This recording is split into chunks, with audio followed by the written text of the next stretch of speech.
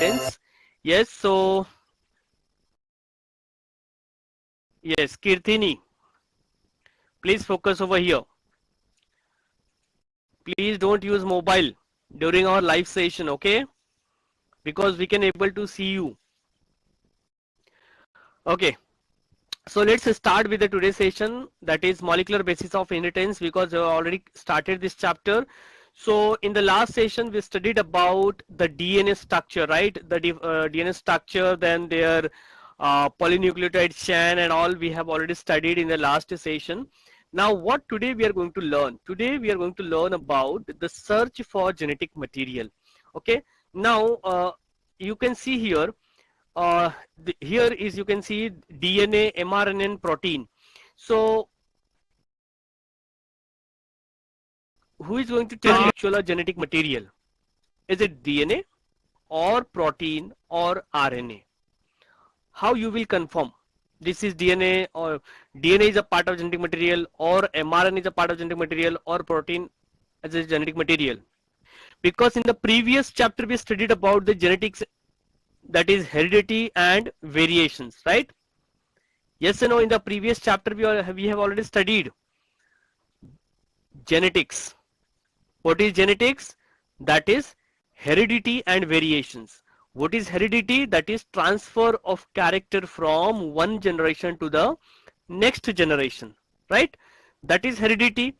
And variation, that is dissimilar character from their parents, that is variations, right?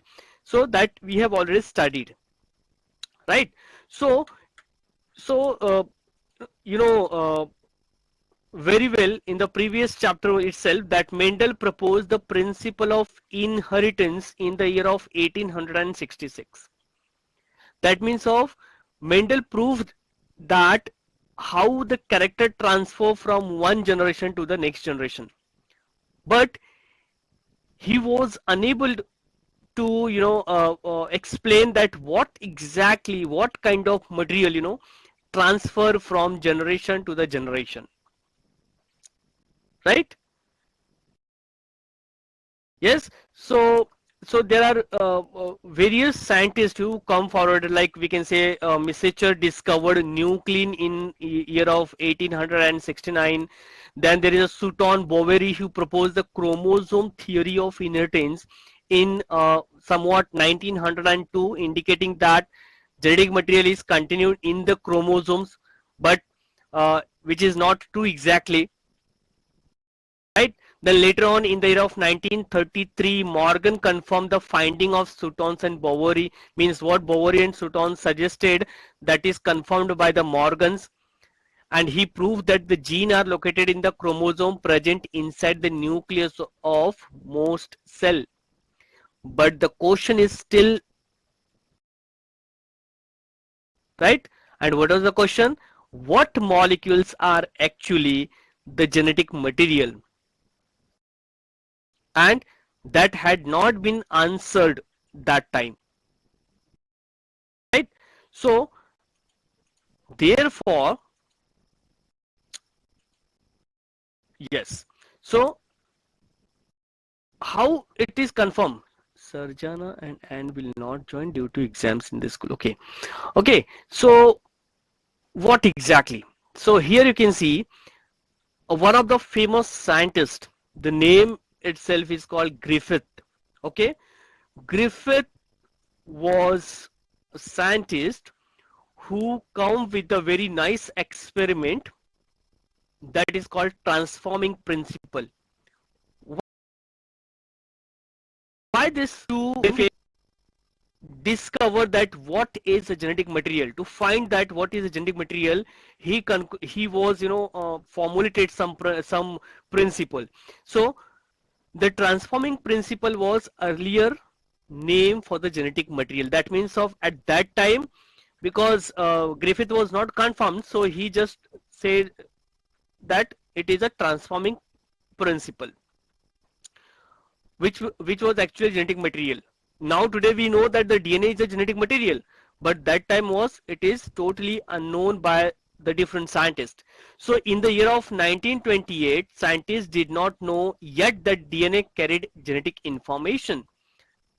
1928, in the year of 1928, it was not, I mean to say, scientists did not know that the DNA that carried the genetic information, but they knew that there was something that could cause bacteria to transform from one type to another, and that called it as a transforming principle. And this principle conducted by this transformation experiment, or we can say the Griffith experiment or transformation principle experiment, was conducted by the Frederick Griffith in the year of 1928. Right? So he performed a series of experiment. Right? He performed a series of experiment by selecting two strains of bacteria. Let's see what are these two strains of bacteria. So you can see he is a Griffith. You can see in the picture. So Frederick Griffith in the year of 1928 used mice, and Streptococcus pneumonia is a kind of bacteria which is also referred as a Diplococcus pneumonia. Okay, so Streptococcus pneumonia has a two strain. He used two strain. One is called S strain and the another strain is called the R strain. Now what is mean of this S strain and R strain? So see in the figure itself you can see this smooth strain means it is a, that means of their body, their mucous coat is very smooth, very fine, right? Outer coat is very fine, which is made up of from polysaccharides, right? So it is called the smooth, right? Similarly, there is R strain. Now what is R strain? So you can see R strain, their outer coat is somewhat roughy, like you can see rough like structure, right? So it is called the rough strain. So S strain is a virulent strain and non R strain is a non virulent strain. Now what is mean of virulent? That cause the pneumonia. Okay, that means of S is smooth basically cause the pneumonia because it is a virulent species.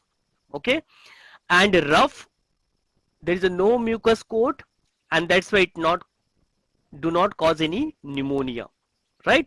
So he used these two type of strain. One is called smooth strain and the rough strain. Is this clear? So in this experiment, if I write S, then you can easily try to understand. S stand for is a smooth strain, or we can say the virulent strain. If I write R, that means of it's a rough strain or non-virulent strain. Okay, so the Frederick used these two important strain, that is S strain and the R strain. Now let's try to understand that what was his experiment actually. So now here is the actual experiment by the Griffith. Now you can see this is what?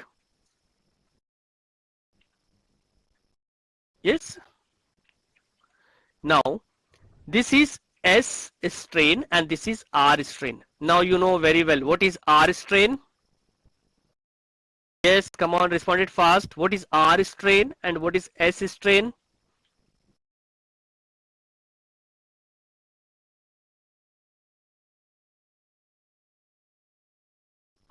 R for rough and S is a smooth. Okay. Yes. Now see here, R is non-virulent space, but here in the smooth it is written as a non-virulent, which is slightly mistake. So it is actually virulent. Let me write it, clear it.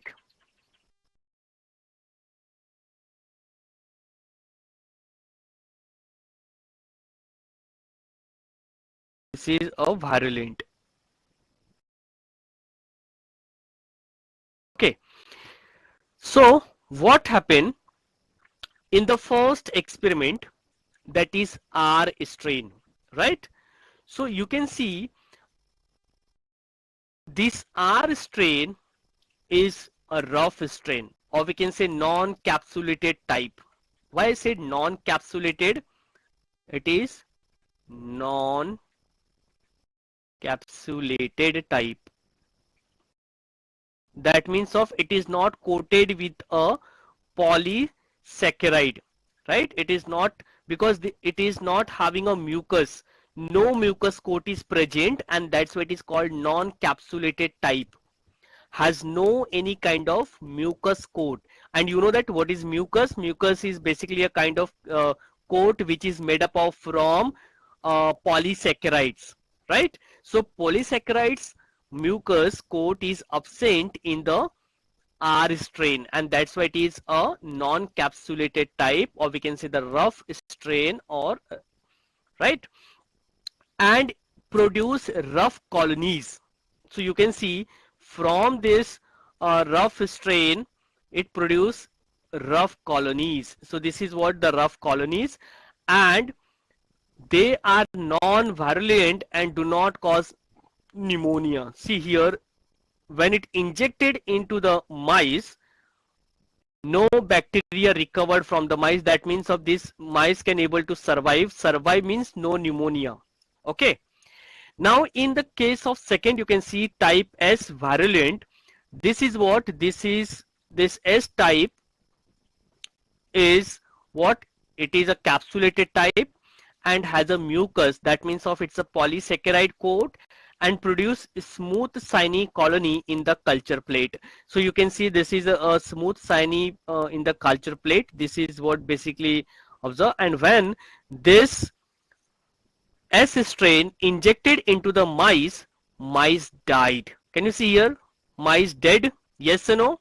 So that means of what? That means of this S strain is a virulent types, and it is recovered from these dead mice. Clear? Here it is not recovered, but in case of S type, it recovered. Okay, so this is two types. Now another two experiment he also performed. Now what does it mean that several repetitions? See here in the next strain, he used S strain heat killed bacteria. Okay, he now it is very much clear that this is a virulent, means this is something which create the pneumonia, right? So what he did, he again used the S strain, but before injecting to the mice, he first of all provide heat to kill all the S type strain. That means of initially he took that S type virulent bacteria and he warmed that bacteria. So what happened, that bacteria may get killed. So once it killed, that killed part is injected into the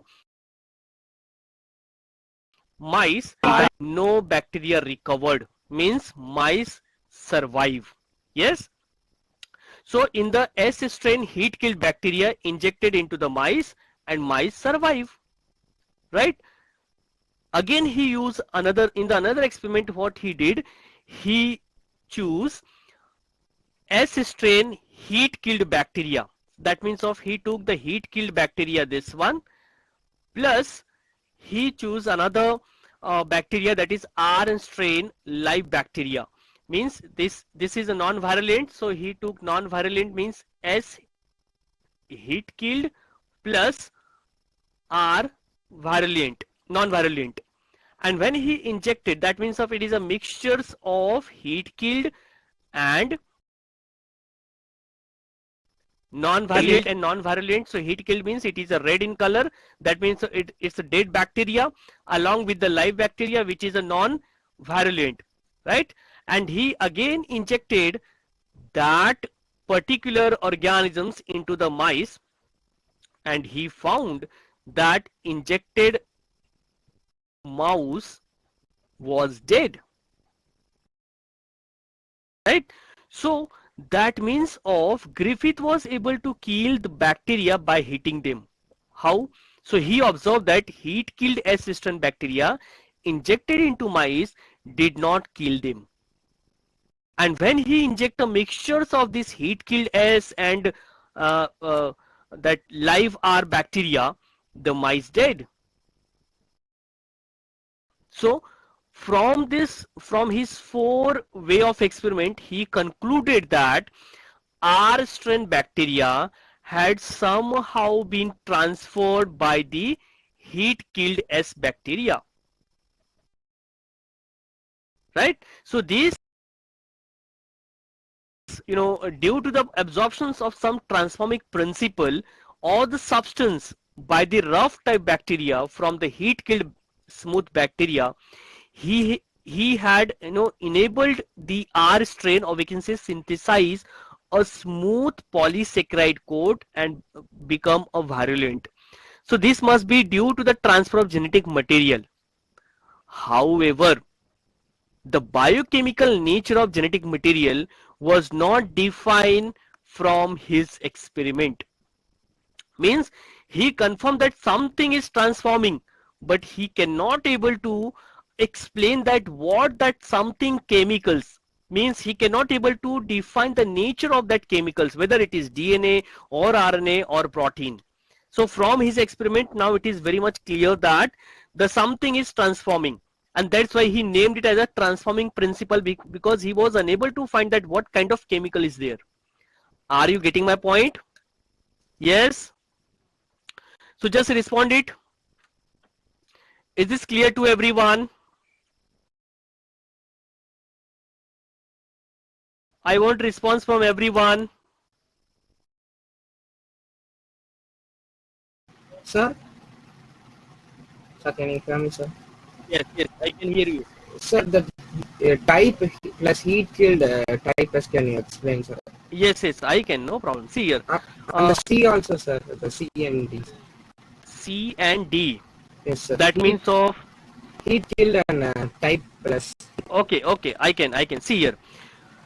What Mendel experiment?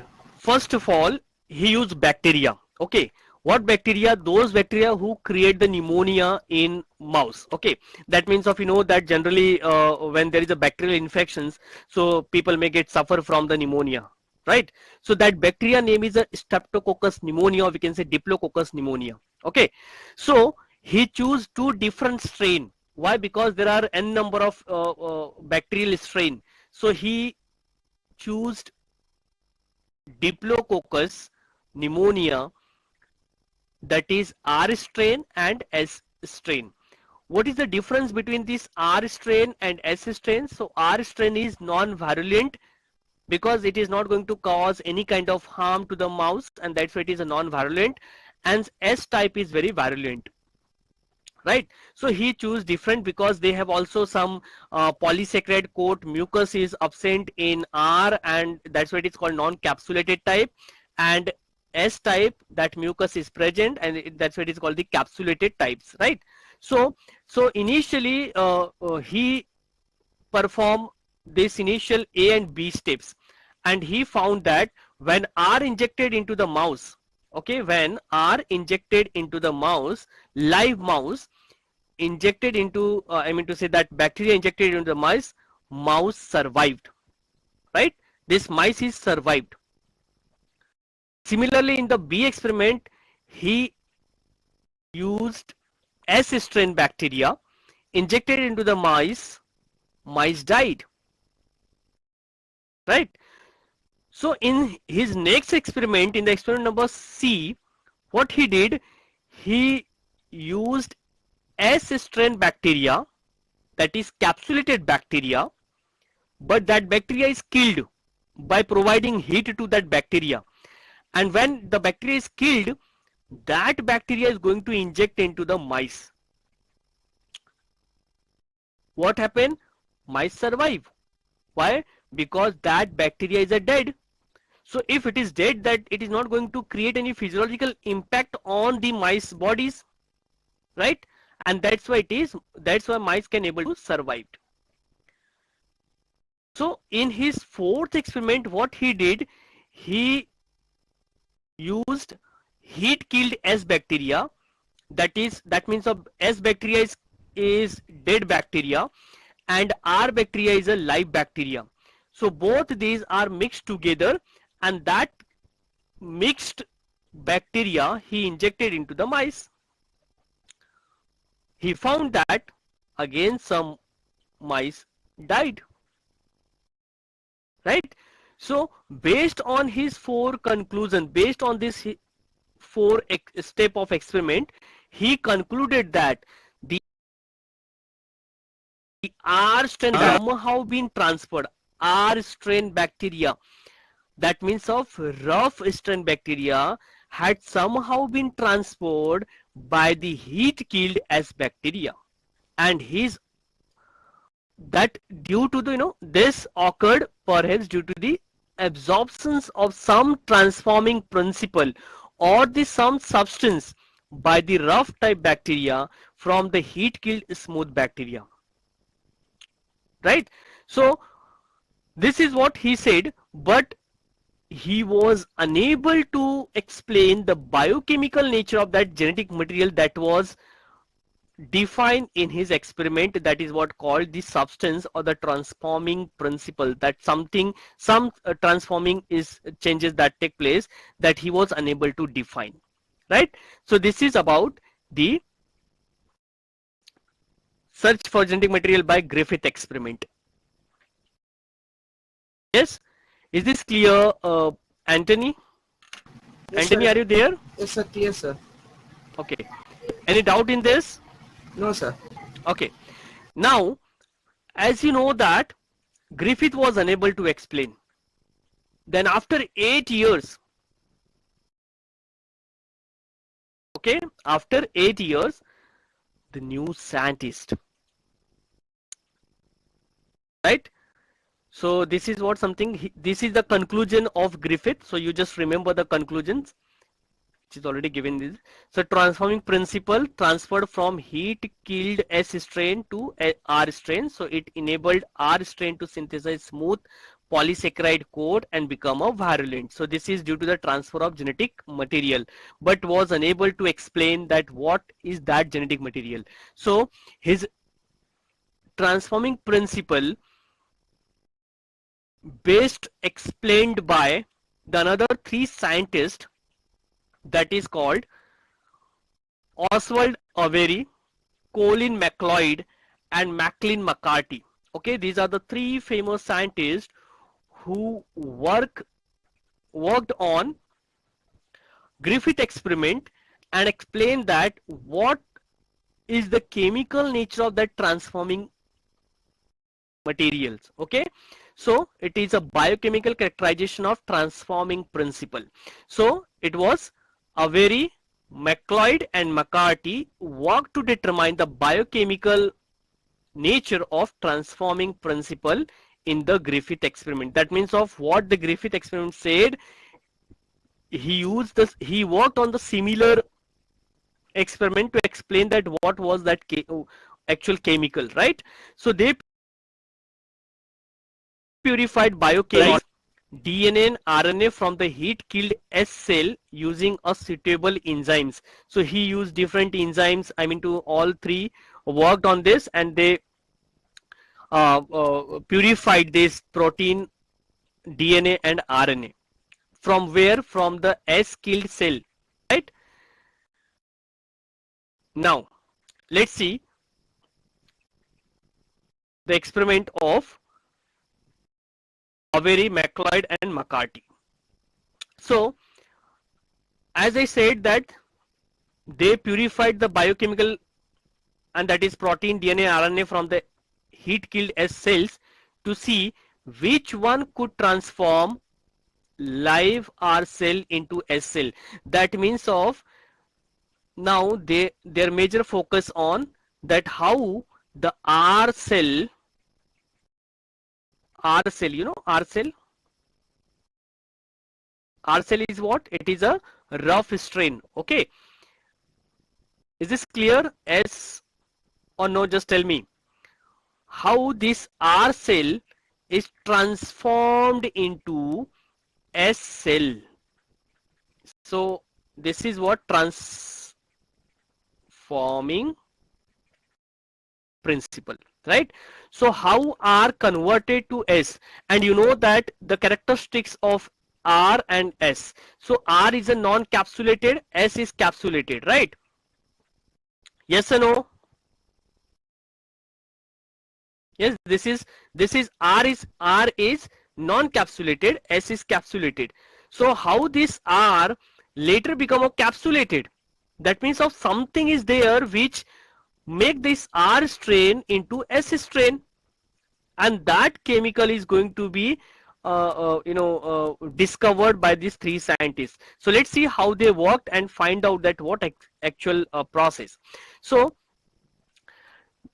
so as I told that they discovered that DNA alone from S strain cause R strain to become a transform. So they also discovered that protein digesting enzyme that is called protease, then RNA digesting enzyme that is called RNase, but did not affect transformation. So the transforming substance was not a protein, even not a RNA.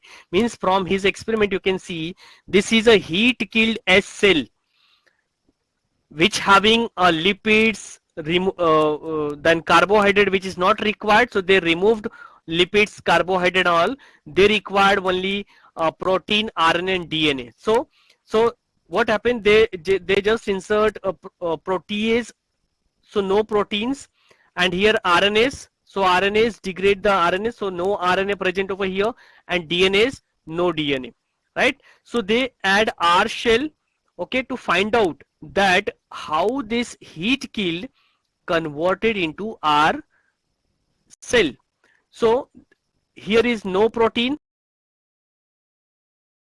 no RNA in this particular conical flask. So in that conical flask they added R cell.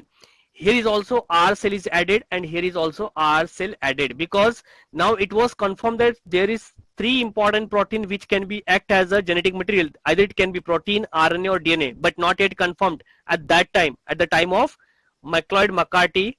Okay, so they added and they found that when added R strain in the presence of heat killed cell, S cell appear, and here is also when RNA added, S cell appear. See here, no protein means here is DNA.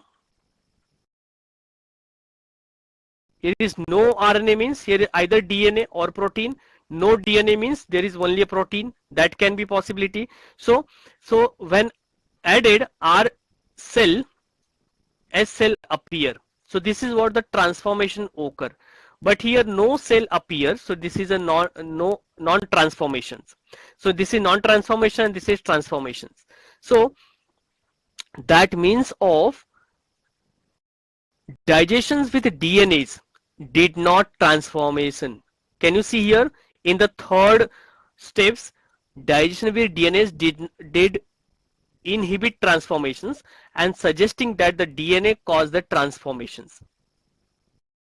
So they concluded that the DNA is a hereditary material, but not all the biologists were convinced.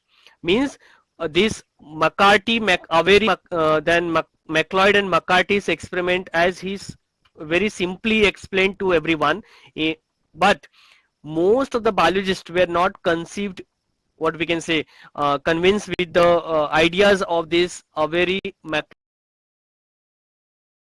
and McCarthy, right? Because there is some because he's also not very much pretty sure that yes, this was the DNA that is the hereditary material, right? So later on, the next scientist, that is called Hershey and Chase experiment.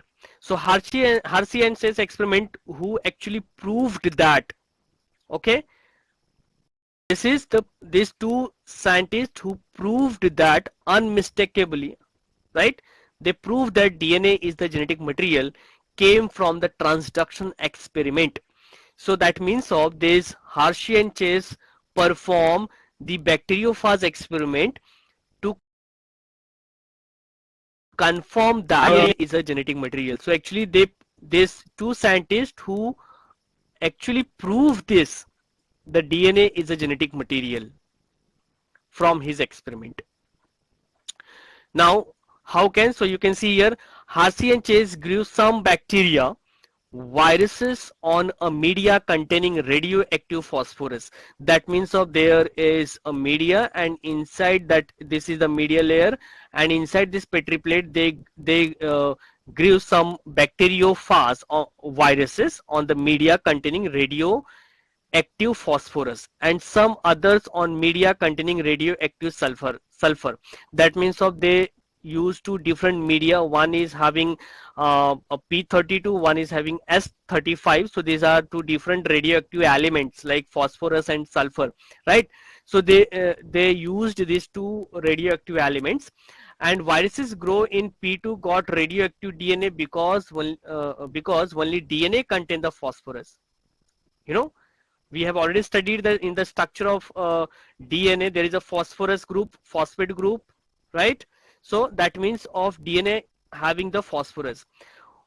So that's why he the radioactive element, that is phosphorus. Virus grow in S235 got radioactive protein because protein containing sulfur, because in the virus protein there is a sulfur coated proteins, right? So therefore they both use these two type of element for confirmation of, for proving the genetic DNA as a genetic material. Now you can see what is the actual experiment of this Hershey and Chase. So Sir, you can see as the labeled over here. Yes. sir, can you show the last slide again, sir? Okay. Is this you're talking about? Yes, sir. Okay. So you should know why he chose two different radioactive isotopes like radioactive phosphorus and radioactive sulfur. So phosphorus basically present in DNA, and sulfur is present in virus. It is sulfur is actually, it is a coated we can say protein with a sulfur. So we can say virus protein sulfur, which is generally coated with the sulfur, right? Sir, Yes. sir, in this place, why they have mentioned as isotopes, sir? Yes, yes, yes. In this place, why they have mentioned as isotopes? Okay. See here, isotopes means what? Actually, we are generally referring that isotopes, but you can refer otherwise. See, because somewhere it is mentioned that isotopes, or sometimes it is not mentioned. So it is not requirements. Our requirement is that which type of element they used, right? So Hershey and Chase, that they grow the Escherichia coli, and one culture was supplied with the radioactive sulfur, and that's why it is S sulfur. It is not isotope. It is just a radioactive sulfur. Okay, Okay, sir. and other culture was provided with the radioactive phosphorus. Means they use two different elements. So radioactive sulfur get incorporated into the sulfur containing amino acid, as you know, that cysteine and methionine. So therefore become a part of bacterial proteins. Radioactive sulfur phosphorus get incorporated into nucleotide, which form the nucleic acid, mostly in DNA, and therefore they used these two different radioactive elements. Now after labeling S35 and S35 and P32, three steps were followed. What was the three steps? The very first step was infection, blending, and centrifugation. What? Infection, blending, and centrifugations. So you can see the three steps over here: infection, blending, and centrifugations. So after labeled with radio element phosphorus and sulfur, he I mean to say they both follow three important steps followed, and that is infection, blending, and centrifugations. Now in the first step, infection, both type of labeled phage, we can say bacteriophage, are commonly called bacteriophage are commonly called as a phage, allowed to infect normal cultured bacteria in the separate experiment, and DNA was introduced and protein code was left out. That is what the infections. So you can see here, this is the bacteria, this is separate bacteria, okay, having their own DNA and all. So this bacterial cell, and you can see one, there is a two phase, one is labeled radioactive, labeled, and the another one is non-labeled, which is infected. Okay, so this is what the infections. Similarly, so this is S35. Similarly, in P32 also the same, that is the bacterial cell, radioactive DNA, and this is the infection. So generally infection, it basically labeled, both type of labeled phase were allowed to infect normally cultured bacteria in the separate experiment, and DNA was introduced and the protein code was left out.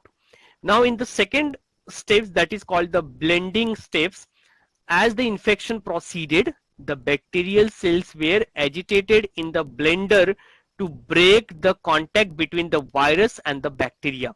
So that's why this is the blender. So in the blender, all the bacteria, that means of those bacteria which is infected, they are going to be blend in the blenders. So what happened, that all, we can say, uh, uh, break the contact between the virus and the bacteria. And the lastly, that is called centrifugation. So virus particles were separated from the bacteria by spinning them in the centrifugations. And you know that in the centrifugations, when you spin that centrifugations, you can able to separate the different layer of the cells, like if there is a virus particles or if there is a bacterial particles, so you can easily separate it. So you can see this is at the lower one you can get the bacterial platelets, and upper side you will get the virus cells and all. So you can easily separate with the help of centrifugations, right? So this is the three steps were followed by the Hershey and Chase. Now the heavier infected as well bacteria settle down in the form of pellets. So you can see in this complete test tube, at the lower side you can see there is a pellets. Can you see the bacterial pellets over here? And here is, you can see the another bacterial pellets. So these are the pellets which are going to settle down at the bottom, right? And the supernatant was, now what is supernatant? This is the supernatant. The upper one is a supernatant. This is a supernatant, and this is the pellets. Okay, so the supernatant contain the lighter viral coat which do not enter the bacterial cells. So both the pellets and the supernatant were analyzed. Means they separated this, both the layer. After, suppose this is the mixtures of uh, test tube, and when you perform a centrifugations, so what happen, you will get a cell which is separated at the bottom, that is called the pellets, and this is what the above one, which is a transparent, which is called it as a supernatant. Yes, it is called the supernatant.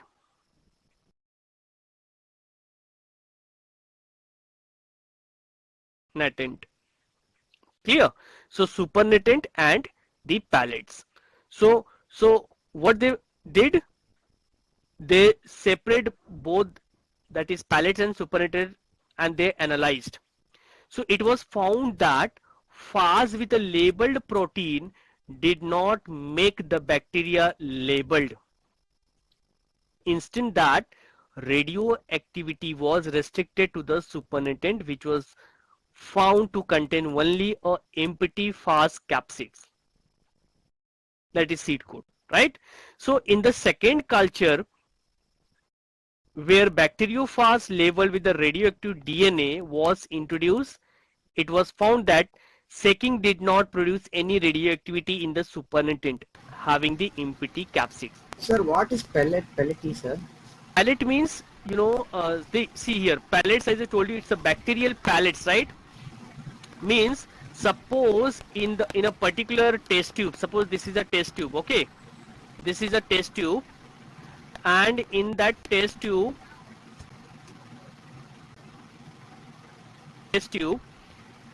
there is a mixtures of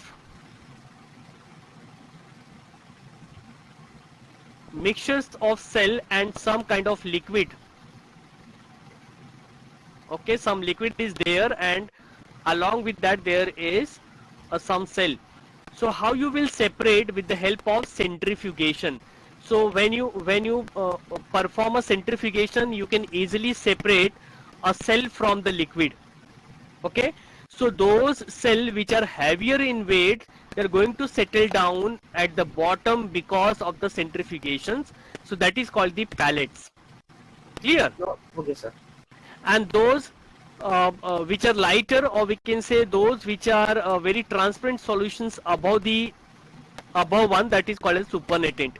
So in this way you can able to separate a liquid from the liquid. You can able to separate the two cells. Sir, the centrifuged bacteria is known as bacteria pellets. No, centrifugation is not a bacteria. Centrifugation is a kind of method.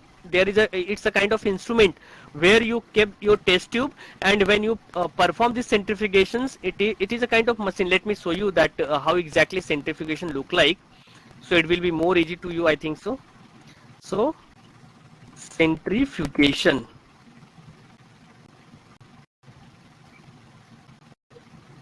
It is an instrument. Okay, sir.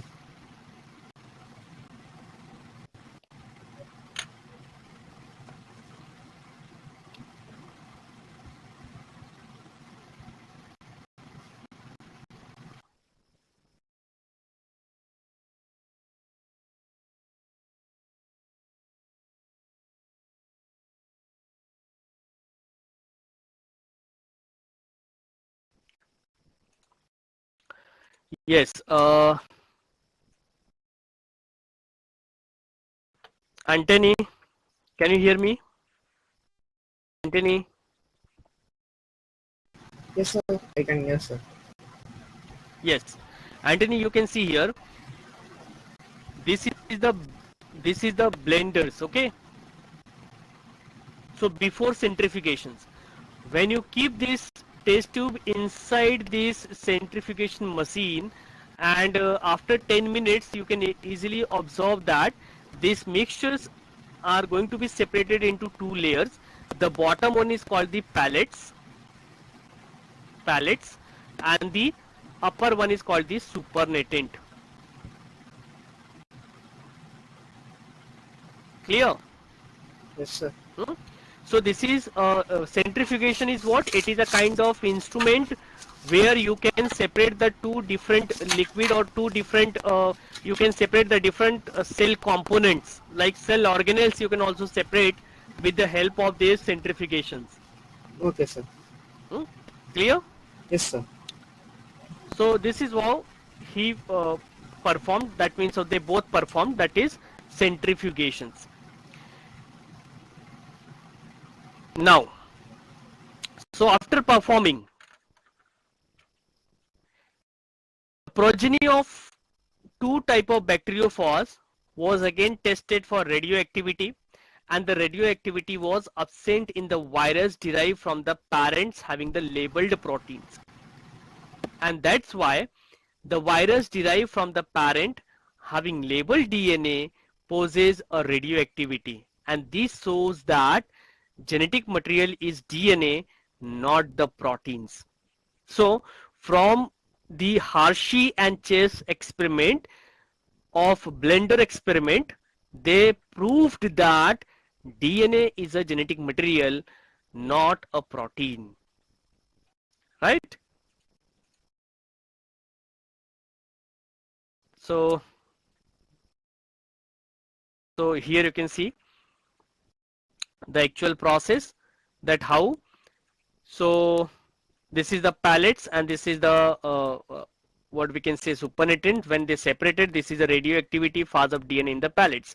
So no radioactive detected in the cell, that is radioactive S35 in the supernatant.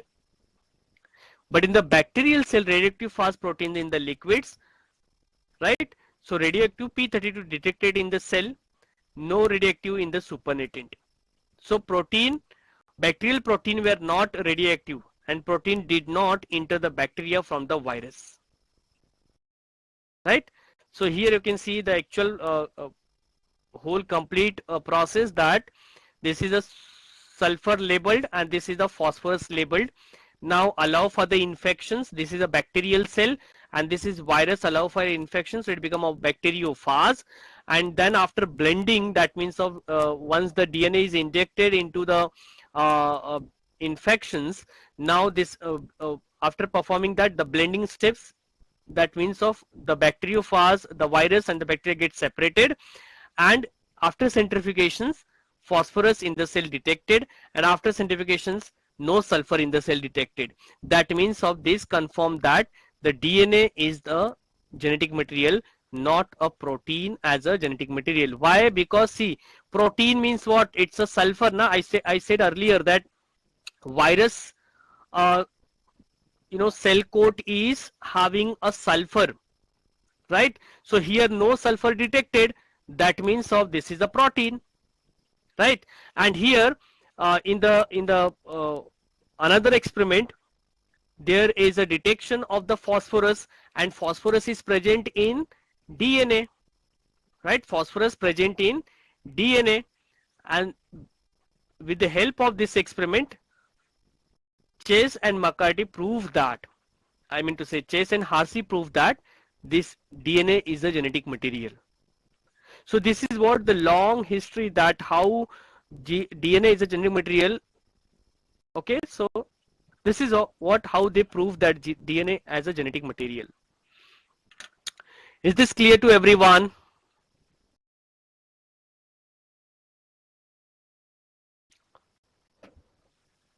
Anyone have a doubt?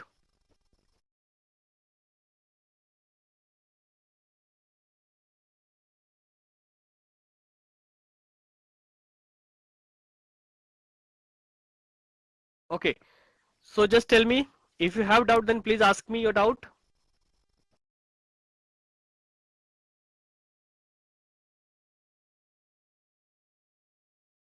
Okay,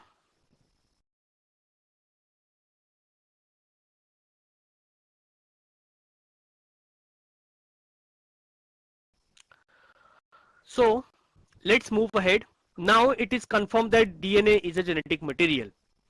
Then if DNA is a genetic material, that means it should have some properties, so that we can able to define that DNA is a genetic material, right? So the basic requirement of genetic material is a molecule that can act as a genetic material must fulfill the following criteria. What is this following criteria? First of all, the genetic material is a self-replication. That means of they can able to replicate by their own, right? Stability, because DNA can able to transfer from one generation to the next generation. That means of there should be stability, mutations and expressions. These are the four important, we can say, criteria, right? These are four important criteria of what? For the characteristics of genetic material, right? So let's focus on this. As you can see here, replication. Now what is mean of replication? Okay, okay. So it should be able to generate its own replica. And you know that the central dogma of molecular biology. Yes? What is that central dogma of molecular biology? In the beginning of this chapter, I have told you that DNA,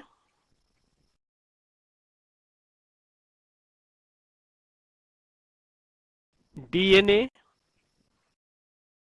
mRNA and protein. So DNA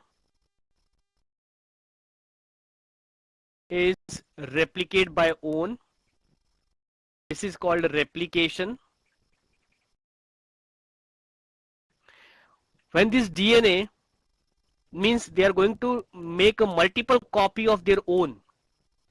So only DNA have a capability to replicate their own body structure, which is exactly copy, right? So DNA, then later it converted into mRNA, which is called transcription. Transcription. And then there is a translation. Translation. Right? So this is what the central dogma of molecular biology. Right? So if DNA is a genetic material, then it should fulfill the few criteria that yes, DNA is a genetic material, not a mRNA, even not a protein. So what are those, we can say, the characteristics of the genetic material? So very first characteristic is that it should able to generate its own replica, own copy. Yes, so DNA is having that capability that they can able to generate their own copy. So this can be the characteristics of genetic Sir, material. Stability. Yes. sir, can you tell about transcription and translation, sir? Yes. See, transcription and translation, we see first in this chapter, the next step is replication, transcriptions and translation. But let me just give you the overview, idea, because we are going to learn that all these things in step by step in this session only. I mean, not in this session, but in this chapter only. Okay. But let me tell you a little bit about it, because we have the brief session on this transcription, translations and replications. Okay, see, the replication means what? When DNA is going to replicate and make their own copy, multiple copy of their own, then it is called replications. And when this DNA converted into mRNA, when DNA converted into mRNA, this conversion step is called transcription. And when this mRNA converted into proteins, then it is called translation. So translation means when mRNA is a kind of we can say messenger, when messenger read it convert into protein, and we required proteins, right? So how exactly, what are the sequence? This is the sequence, that replication, that means of DNA going to make their own copy. What is transcription? DNA going to convert into mRNA. What is translations? When mRNA convert into a proteins. And this complete sequence of event is called central dogma of molecular biology. And that is what we are studying here, that is molecular basis of inheritance. Is this clear? Yes, sir, it was clear, sir. Yes, sir. Okay. So yes, don't worry about it. Transcriptions and translations we will going to discuss in deep in the next session, upcoming sessions. Yes. So first of all, we focus on here that the characteristics of genetic material or the properties of genetic material. So first of all, is first characteristic that I told you, that is a replication, means it should have be able to generate its own replication, own copy.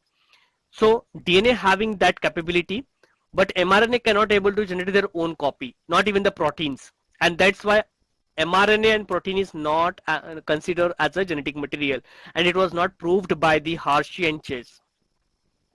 But DNA as a genetic material proved by the Hershey and Chase.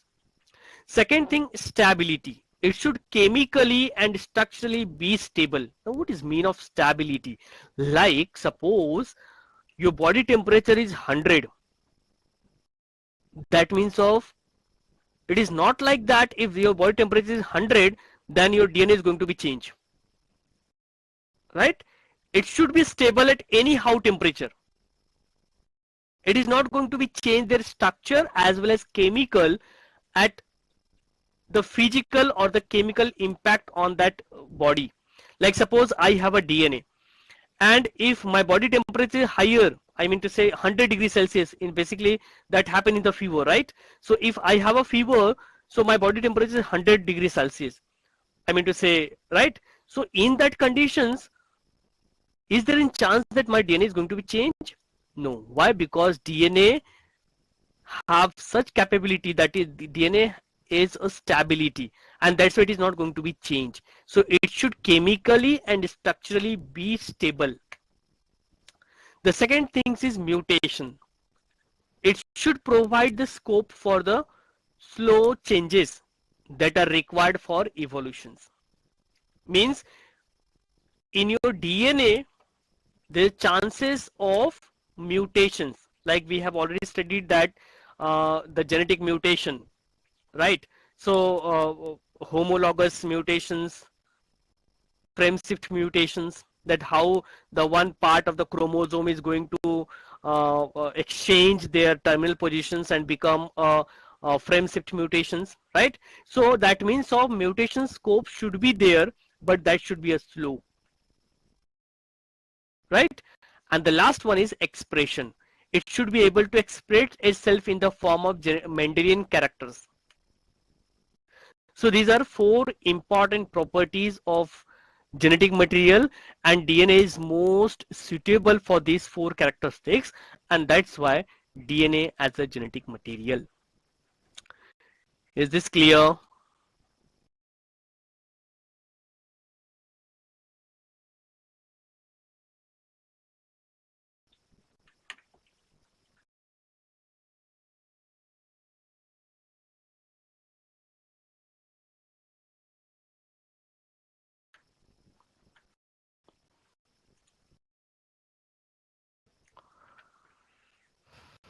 I want response from everyone. Responded fast.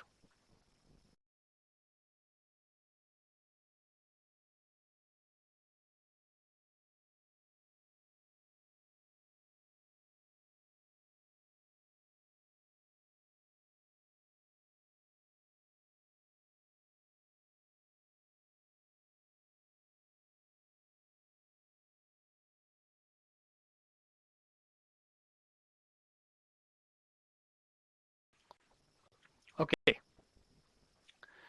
Now let's move with the, so DNA is high stable. As I told you, the properties, this is also properties only, that high stability. And you know the mean why I said high stability, because genetic material should be stable enough not to change the with a different stage of life cycle, or we can say the age. Like suppose I am at very young stage, so my DNA is very strong, but when I at the age of 50, my DNA is going to be changed. So this cannot be happen. Okay, so if it is happen, then that can be not considered as a genetic material. So the basic criteria of any genetic material is that it should not change with a different stage of life cycle, age, or with a change in the physiology of the organisms. So stability is one of the properties of genetic material, which was very evident in the Griffith experiment transforming principle also itself, that heat which killed the bacteria at least did not destroy some of the properties of genetic material, right? So that means of it should DNA, as you know, it have is having high stability. Now come to the RNA world. Now we completed the entire DNA, how DNA concluded that as a genetic material. Now come to our RNA world. Now what is RNA world? So you know there are little doubt that early life was RNA centric with a very important functions being controlled by it, but the first genetic material was RNA. The first genetic material was RNA, because metabolisms, splicings, and translations evolve around RNA, right? So first biocatalyst were RNA. Even now some enzymes are made of RNAs, like ribozymes, right? So RNA worked well in early unstable environmental conditions. As the environment becomes stable, and RNA were replaced in two of its functions by small chemical modification, of RNA arise in the DNA as a genetic material, right? So because of that, for the biocatalyst catalysis especially, RNA was replaced by protein enzymes, and later there were more stable, more efficient, and more varied. So this increased the metabolic activity and paved the way for the evolution for more complex organisms. And that's why this RNA world, right? This RNA world is considered, because RNA initially at previous, I mean to say, the ancient environment, RNA is considered genetic material, but due to certain changes in that, now it is not considered. But in some organisms, RNA is also considered a genetic material. It can transfer from one generation to the next generation also, right? So this is what the little bit about the RNA. We will see more details about it, how the RNA is of various type in the next session uh, in details. Now here, as of now, we are very much clear about the DNA, the structure of DNA, and the discoveries related to prove that the DNA is a genetic material. Now let's talk about the replication. Replication is very, very important concept related to Neet. So I just request everyone to be pay a full concentration on this particular topic, replications. So actually, it was proposed by the Francis Crick. Okay, Crick, you know that the DNA, Watson and Crick, right? So it is stated that the genetic information flow from DNA to RNA to protein, right? This is what the genetic informations. Who said this? This statement is made by the Francis Crick. Now, the central dogma of molecular biology, in some viruses, the flow of information is in the reverse direction also, like from RNA to DNA. Like here you can say that means of transcription is can be a reverse transcription also. Like like suppose DNA can be transformed into RNA, and RNA can also retransform into DNA. So it is called reverse transcriptions. And when this RNA translate, it form a proteins. And here you can see the replication. Clear? So let's talk about the replications. That means of here what is important, the important is three steps.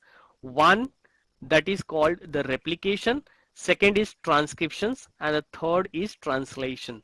Okay, these are the three important steps of central dogma of molecular biology. And first we are going to talk about the replications. Apart from that, you can also remember that reverse transcription. What is reverse transcription? So when the RNA converted come back to their original position like DNA, so it is called reverse transcriptions. So this is a transcriptions, and when it come back again, it is a reverse transcriptions. So that we will see also see in the details in the next session. So let's talk about first of all replications. Now what is replication? Simple meaning, replication means copying of DNA from the parental DNA. So Watson Crick proposed a semi-conservative model of replications, and it suggests that the parental DNA strand act as a template for the synthesis of new complementary strand after replications, and each DNA molecule would have one parental and one new strand. Now what is mean of this parental strand and template and all? This is something which is little difficult, right? So let me tell you what is this parental DNA. Suppose parental DNA means this is a strand of, this is one DNA strand which is a parental DNA strand, and this parental DNA strand having a amino acid ATGC ATGC like that. This is the language. Okay, so what is complementary strand? This is called the original strand. Null strand. Okay, what is complementary strand? This is another strand which is opposite of the original strand and having the code A. Now A is complement with Tell me. In the last session we studied about A is always,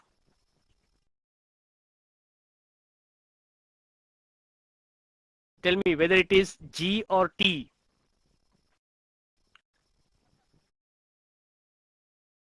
Right? So A is always paired with a T with a double bond, and G is always paired with the C with a triple bond, right? So if here is A, so it should be T. If it is T, then here is A. G, then it is replaced by C. If C, then it is replaced by G.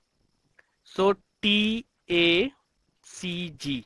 So this strand is called complementary strand. This is called complementary strands. Clear? This is original strand, which is a parental, and this is the complementary strand, which is the new replication of this original strand. Right?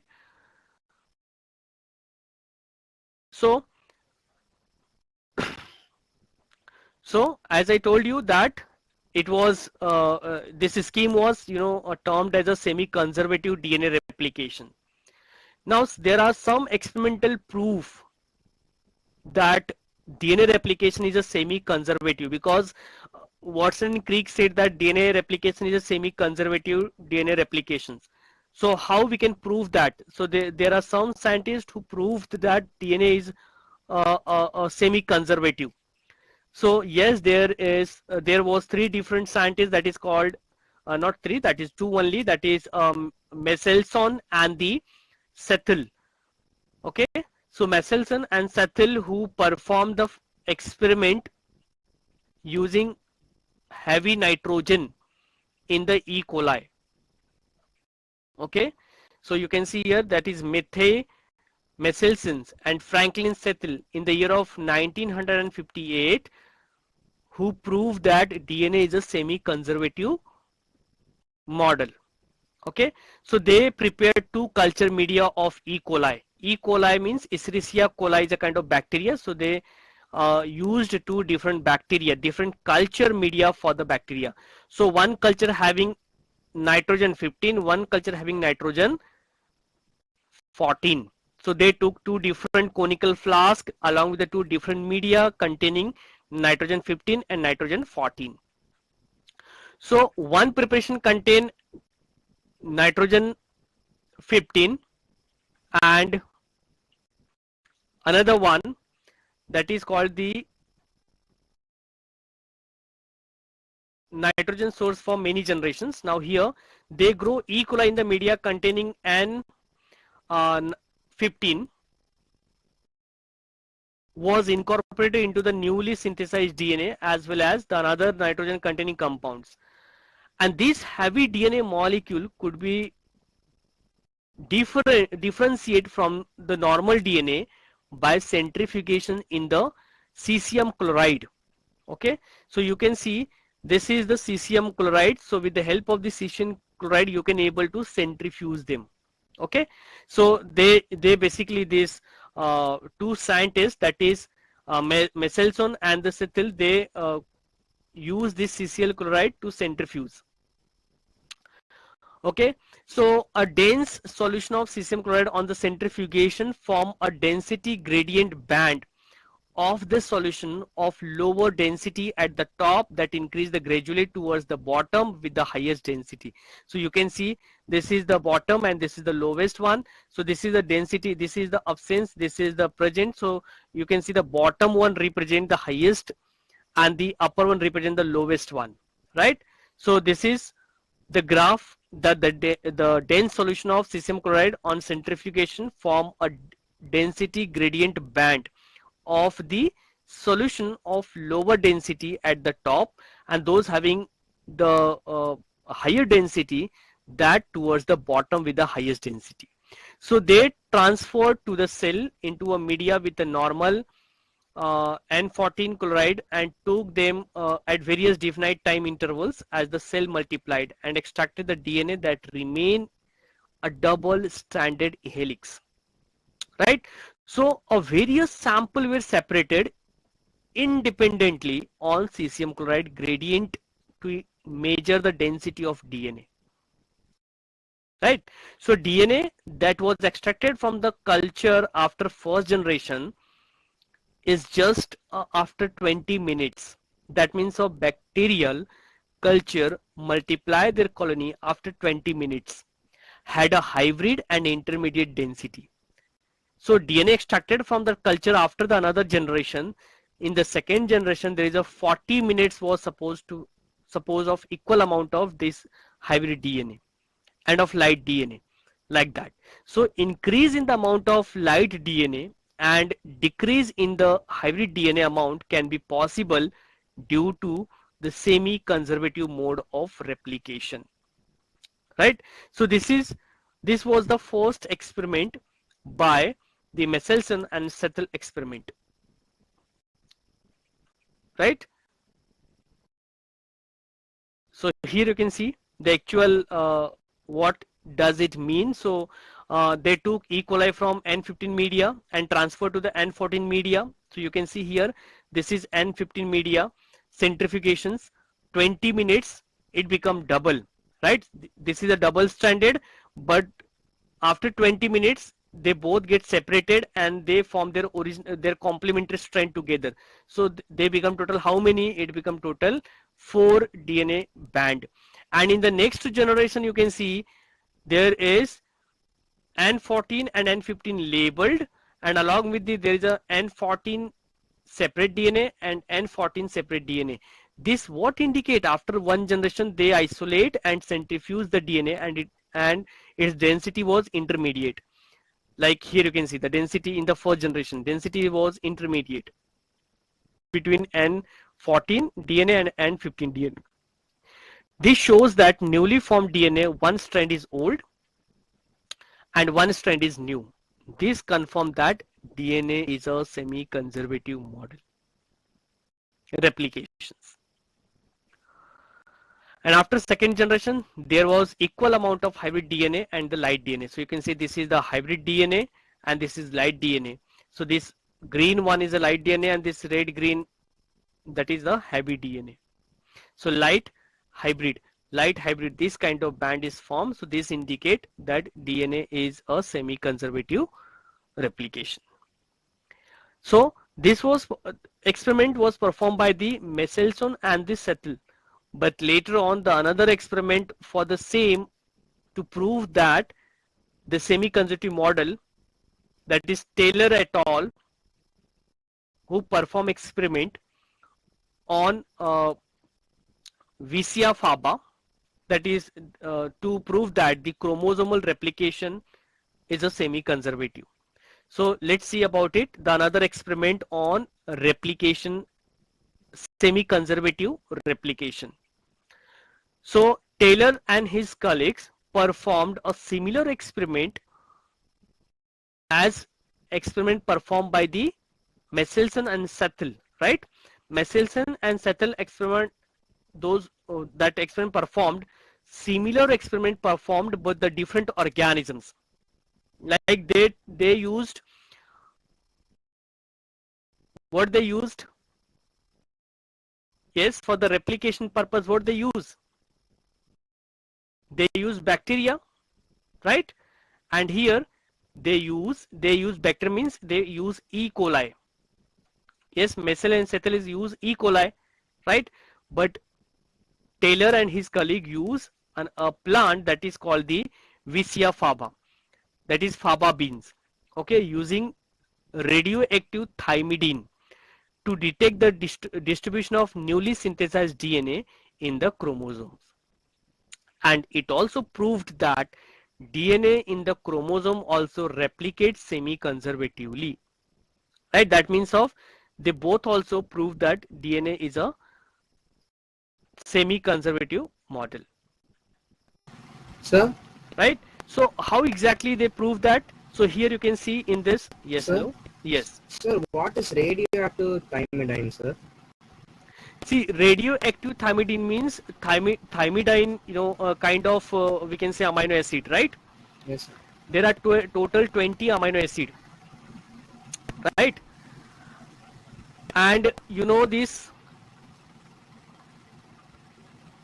the nitrogen bases are adenine, guanine, thymine, and cytosine, right? Yes, sir. Hmm? So this T stands for what? This is a thymine, right? Yes, sir. Hmm? So when it was labeled, so this T is labeled as a radioactive, means it is labeled with some kind of heavy metal, so it become a radioactive thymidine. Okay, sir. Hmm? So they supplies the root of Vicia faba with the radioactive triciating thymidine for a few days till all the chromosome of dividing cell become radioactive, and therefore the radioactive chemical was withdrawn and replaced with a non-radioactive chemicals. So it was found that means from the Taylor experiment, it was found that in the first generation, one of the two chromatids of each chromosome remain radioactive, while the second chromatids are non-radioactive. But in the second cell generation, 50% of chromosome were enabled, while in the remaining 50% were a two strand.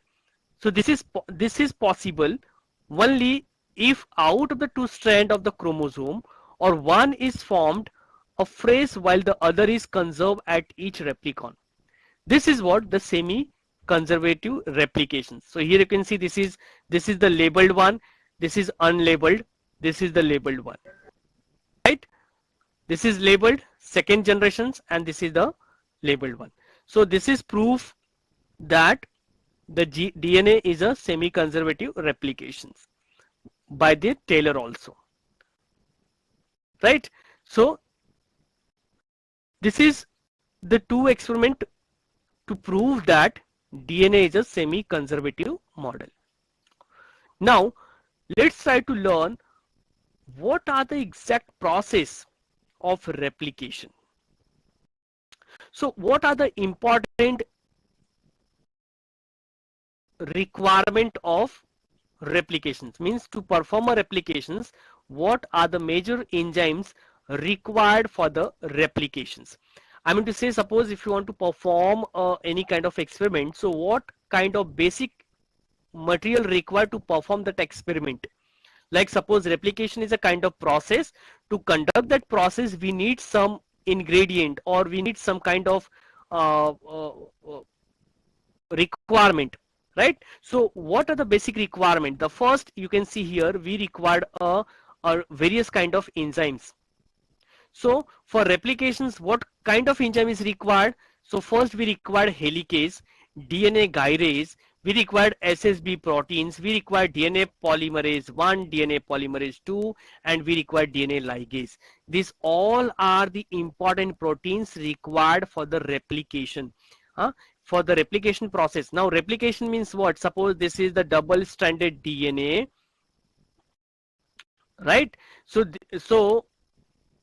this double-stranded DNA going to be separate and they form a single-stranded along with their complementary. So this is complementary, they form a complementary like this.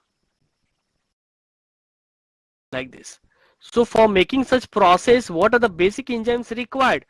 So this require total 6 different kind of enzymes.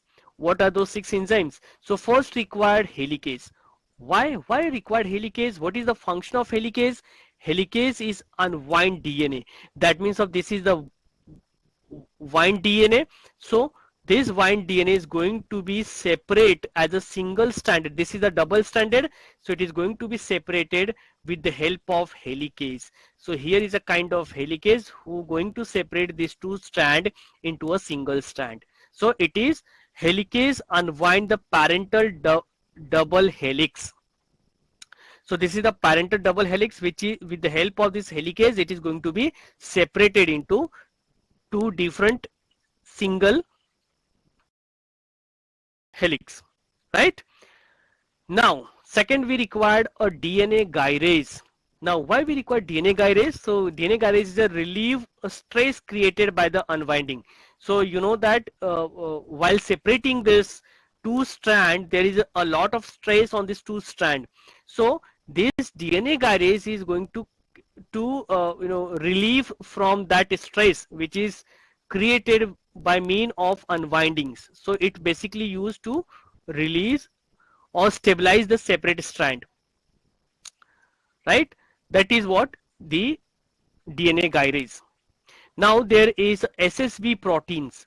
Now what is SSB proteins? SSB protein is bind the single stranded DNA and stabilize it. Means SSB protein is going to bind over here and it makes sure that this strand should be stabilized. This strand should also be stabilized. To make it stabilize, this SSB proteins bind with a single stranded and make them stabilize.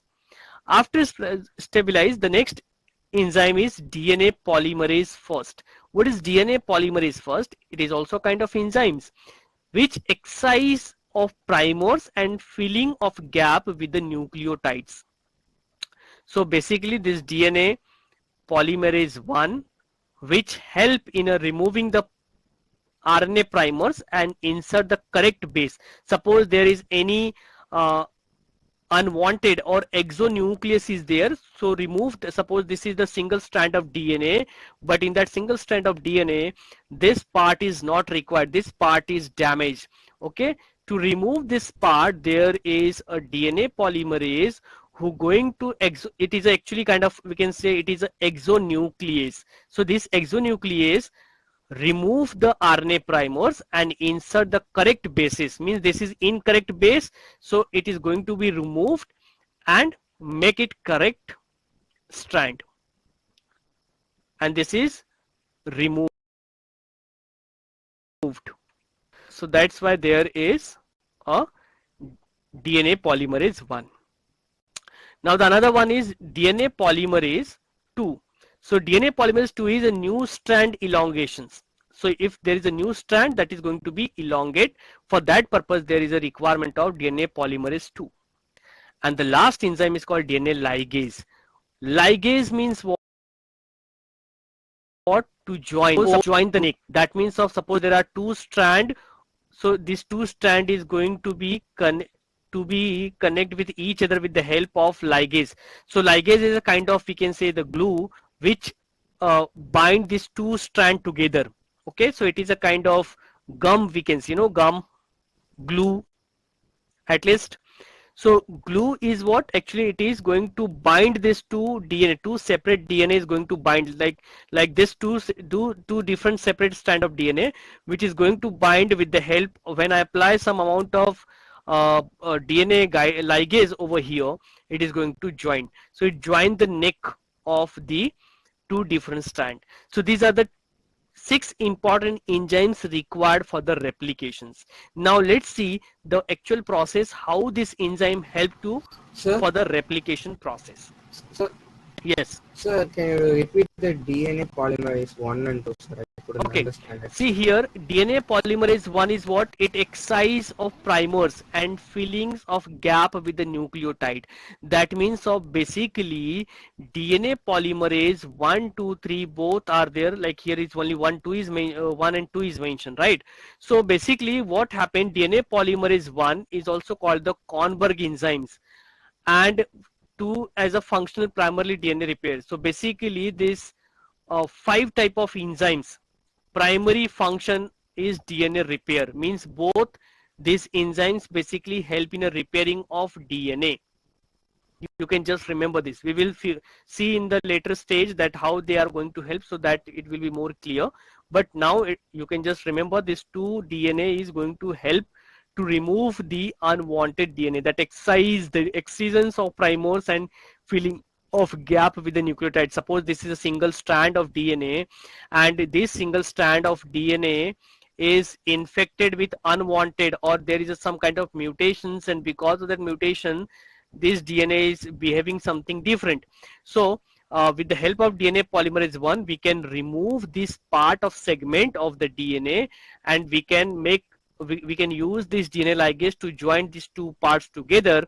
So it is a new strand That is what called DNA polymerase 1 and DNA ligase. Clear, Anthony? Sir, yes, sir. Clear, sir. Yes, clear. Yes, sir. Okay, so very first, mechanism of DNA replications. Now we know that what are the basic requirement for replications. There are total 6 type of enzymes required for the replications. Now replication can be take place in two different organisms like prokaryotic and eukaryotic organisms. So in prokaryotic and eukaryotic there is a different process of replications. So let's focus on first of all prokaryotic replications, and then we will come to the eukaryotic replications. So generally replication,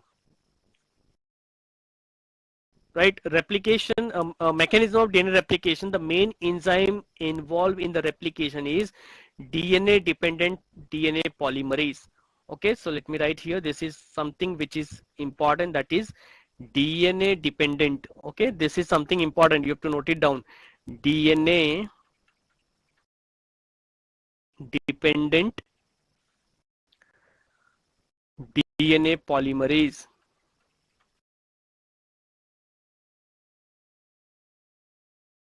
DNA dependent DNA polymerase.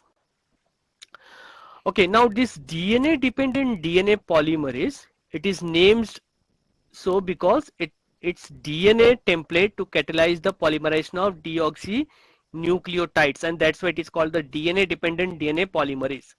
Now these enzymes are highly efficient enzymes as they have to catalyze the polymerization of large number of nucleotide in a very short span of time, right, and complete the process of replication within 38 minutes. That means of this enzyme DNA dependent DNA polymerase, it completes the entire replication process within 38 minutes. That means of the average rate of polymerization has to be approximately 200 base pair per second, 2000 base pair per second, right? So replication in nucleus during the S phase of the cell cycle. Yes. Okay. 18, 18. Okay. Replication process.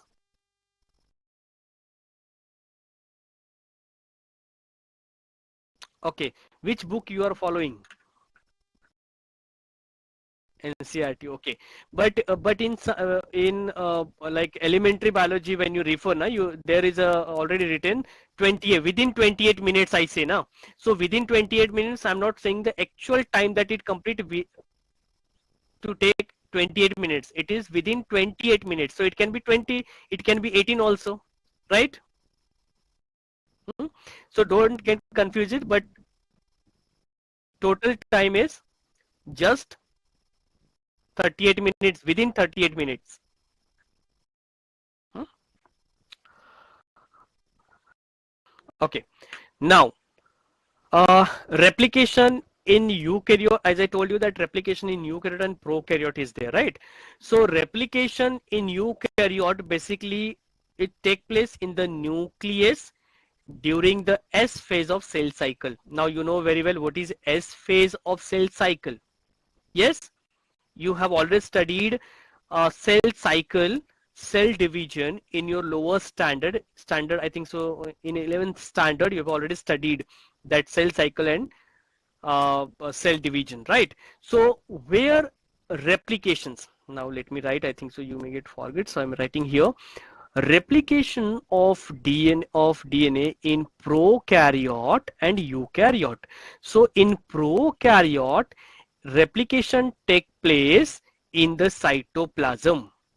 Replication take place in prokaryote is cytoplasm, and in eukaryote it take place in nucleus, and it is semi-discontinuous in the eukaryotes, right? So it is in the nucleus.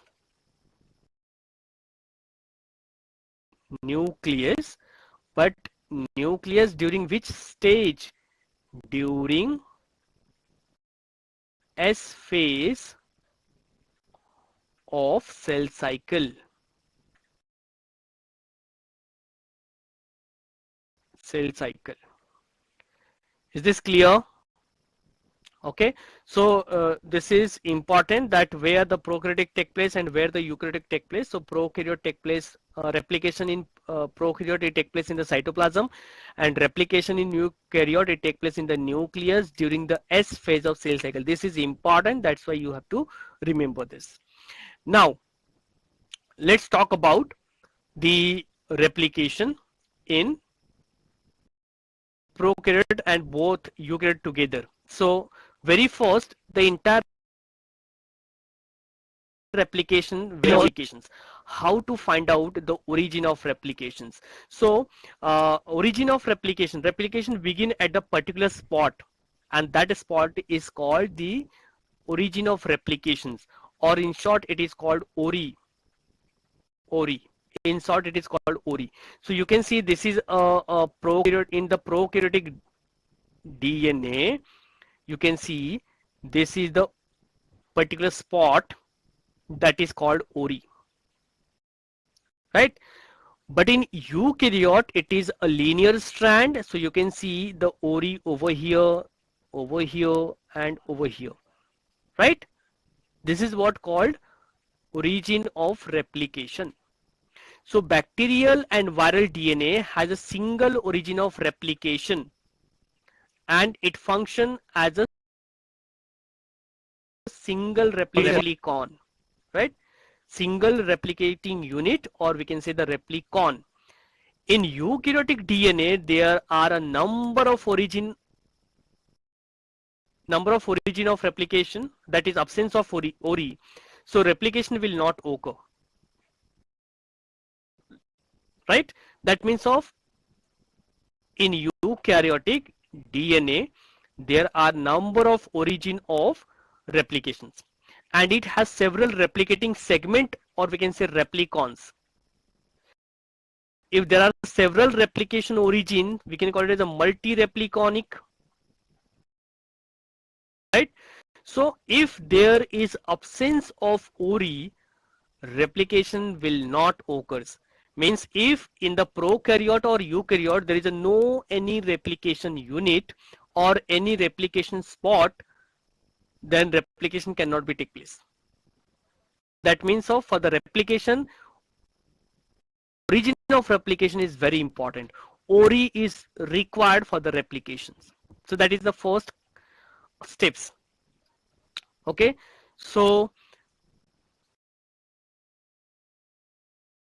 next stage, that is called the activation of deoxyribonucleotides. Activation of deoxyribonucleotides. Now what is this mean of deoxyribonucleotides? So deoxyribonucleotides, basically it is found freely inside the nucleoplasm.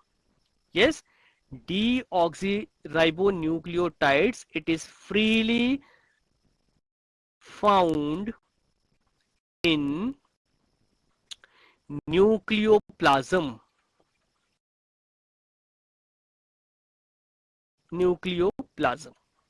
Right? So there are 4 types, and what are those 4 types? That is called DAMP. Can you see here DAMP? Sorry, it is written as a DAMP, not it is a DAMP. I can write as a DMP. So you can just read it as a DAMP. So that means of deoxyadenosine monophosphate.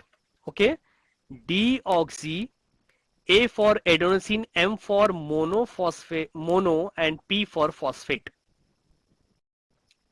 Right? So this is DAMP, D-adenosine monophosphate. Similarly, here is DGMP,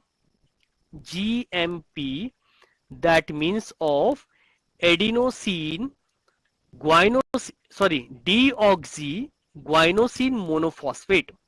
Similarly, there is a DCMP, means deoxycytidine monophosphate, and TMP means it's a deoxythymidine monophosphate. Is this clear? Or you want me to write it over here? Is this clear to everyone? What is DAMP? It's a deoxy, yes, it's a deoxyadenosine. Deoxyadenosine monophosphate. Deoxy, G for G stand for what? Deoxyguanosine monophosphate. DCMP stand for, it's a deoxycytidine monophosphate, and DTMP, that is stand for, it's a deoxythymidine monophosphate. So there are total 4 types of deoxyribonucleotides. So they are first phosphorylated and changed to active form, means initially it is inactive form. This is inactive form. Inactive form, right? So when it phosphorylizes with the ATP, it become active. Now here it is a active. And that's why it is written as the next step is activation of deoxyribonucleic acid. So how it become active? With the help of phosphorylase. So with the help of phosphorylase, they are going to be activated. So this is activated deoxyribonucleotides. So enzymes phosphorylase is required along with the energy. So phosphorylated nucleotides are TDAP. That means of deoxyadenosine triphosphate. So here you can see this is DATP. What is DATP? Deoxyadenosine triphosphate. Initially it is monophosphate, now it become a triphosphate. Here it is monophosphate, now it become a triphosphate. So it is DATP, DGTP, then it becomes DCTP, that is triphosphate, and it becomes DTTP, that is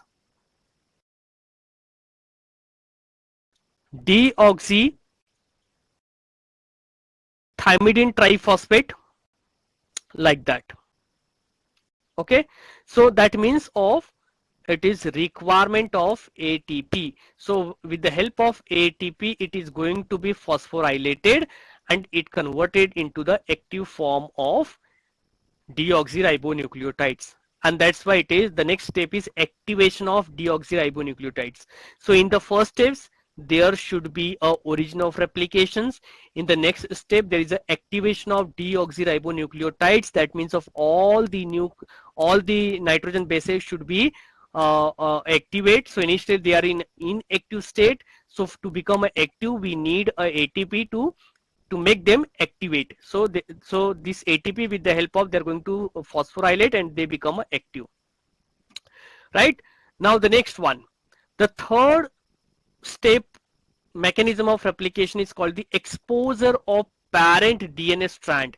Now this is what, this strand is parent DNA strand. Okay,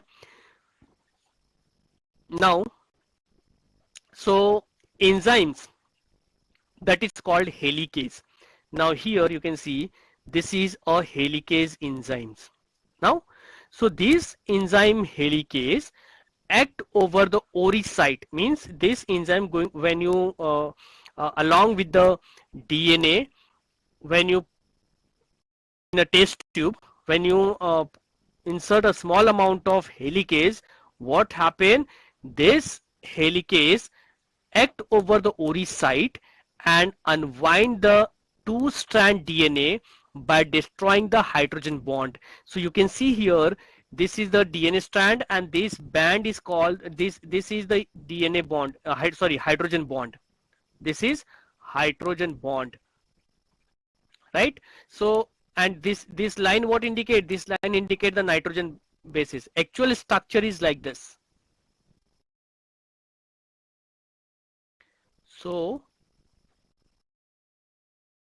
this is A, T, G, C, and this is complementary, 1 2 3 4 5, like T A C G, and in between these there is a bond. In between these two nitrogen bases there is a bond, like this pink color, just consider this is the bond. So you know that AT having double bond and GC having triple bond. So this triple bond and double bond is what? It's a hydrogen bond. So this helicase is going to destroy this hydrogen bond. So when this hydrogen bond destroyed, the double stranded is going to be become a single stranded with the help of this helicase, right? So that means of unwinding of DNA molecule into two strand result in the formation of Y-shaped structure. Can you see here? The structure is somewhat look like as a what? Is it Y-shaped? Like this? Yes or no? Right? So this is what? Y-shaped structure formation because of the helicase, and that's why it is called replication fork. This is what called, this Y-shaped structure is called replication fork.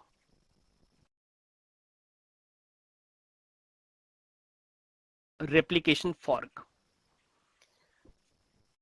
Is this clear? Yes, this is called the replication fork. Now these exposed single strands are stabilized with the help of SSB binding proteins. That means of this single strand is now going to bind with a kind of enzymes, or we can say kind of proteins, that is called the SSB. SSB. And what is this SSB? It's a single strand binding proteins. It is SSBP, that means of single strand binding proteins. So with the help of these binding proteins, this single strand is going to be stabilized. That means of at the both side it is going to be bind with the SSB protein. So it is going to be stabilized, right? Now due to the unwinding, a supercoiling get developed on the end of DNA opposite to the replicating fork, and this tension is released by the enzyme topoisomerase, so it is that means of there is a tension released by mean of enzymes, and that enzyme is called topoisomerase, right?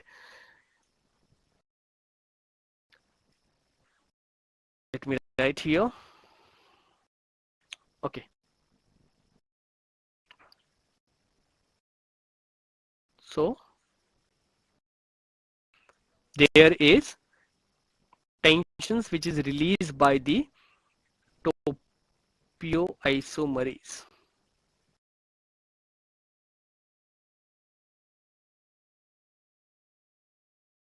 It is called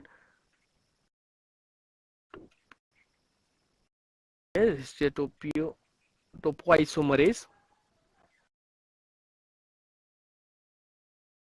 Topoisomerase. Okay.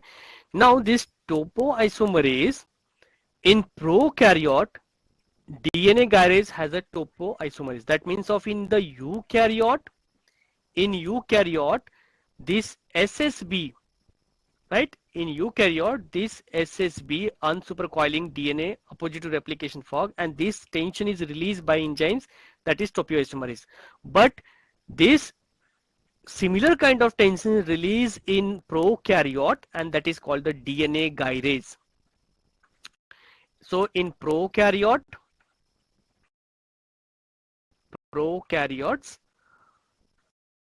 tensions released by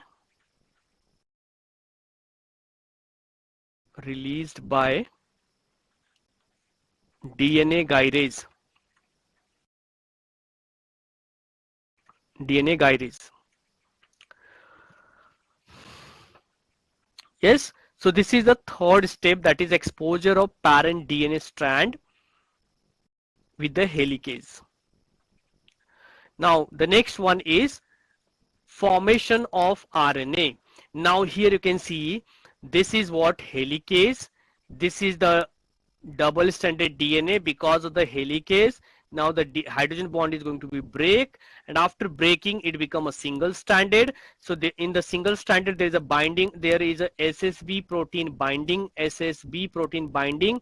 So what is the function of SSB protein binding? To stabilize the ssDNA and keep strand open. Now after this there is a binding of primase. So formation of RNA primase, when RNA primase is going to form, when there is a primase binding. So here you can see this is the primase which is going to bind on this single strand, and there is a formation of RNA primer, which is 5 to 10 nucleotide long chain of RNA primer is going to form on this primase. Okay, so let's see in details. So this is what about the diagrammatic diagram which is shown over here. Now let's talk about how it work actually. So at the free 3' end of one strand and fork end of the second strand are small strand of RNA synthesized with the help of DNA dependent enzyme, that is called RNA polymerase or primase. So here you can see this is the RNA dependent RNA primase or primers, right? So the synthesized RNA is called the RNA primers, and it has near about 10 to 12 nucleotides long. Even in some it is 5 to 10 nucleotides long can be there. That can be vary according to the textbook, like if you're referring in like NCERT or any other reference book. So it is the number can be varied. So but the actual accurate number is 4 to 12 nucleotides long.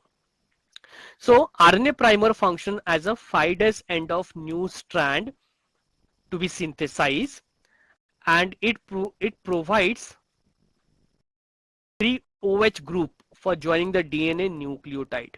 So it is a formation of RNA primers.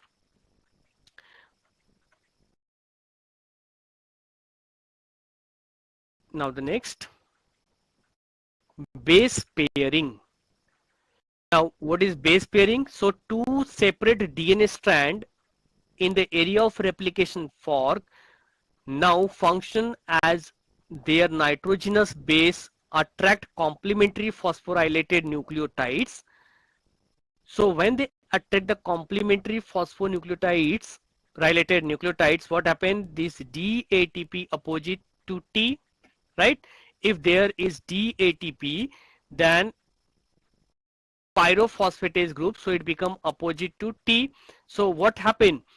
This DTTP opposite to A, DCTP that opposite to G, and DGTP opposite to C. So enzyme pyrophosphate remove two phosphate from the phosphorylated nucleotides and change them into a monophosphate state. That means of, you can see initially it is non-phosphorylated, it is initially, now this is active. So because of this there is a phosphatase, and this triphosphate going to convert into again monophosphate to release some amount of energy. So energy is released and it converted into triphosphate into a monophosphate. So see, all are become a monophosphate with the help of enzyme pyrophosphatase. Clear? And so if it release the energy, that means of it is used, and this energy is going to use in the building of hydrogen bond. So what happened? So that means of the single stranded, now it is going to convert into double stranded, and along with this energy there is a bond formation of hydrogen bond, double and triple bond formation take place, and in this way the new strand is going to form, that is what called complementary strand. So you can see here in this new strand formation, so here you can see the new strand is going to be formed like this, right?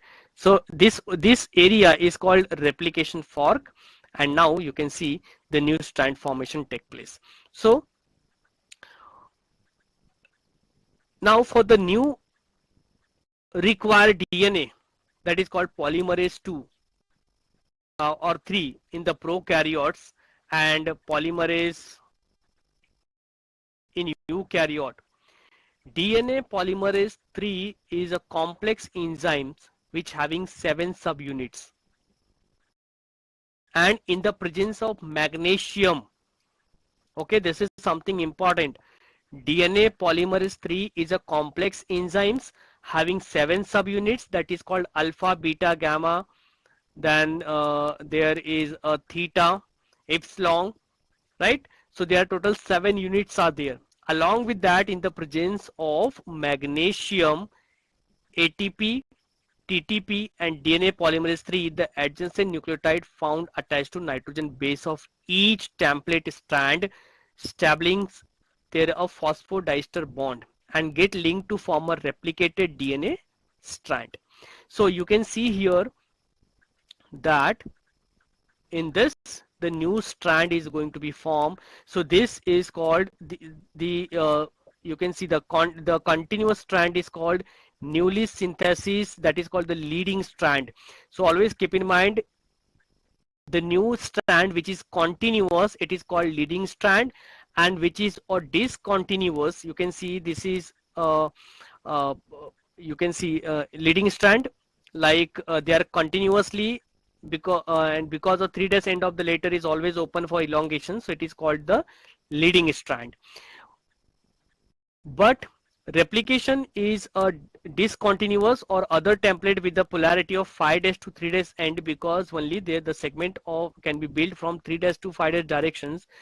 Due to the exposure small stretches on the template at one time, this short segment is called the Okazaki fragment. So can you see here, this is the discontinuous from 5 dash to 3 dash, right? And this is a discontinuous, means not a continuous fragment. This is called the lagging strand, and this fragment is also referred as a Okazaki fragment. Clear?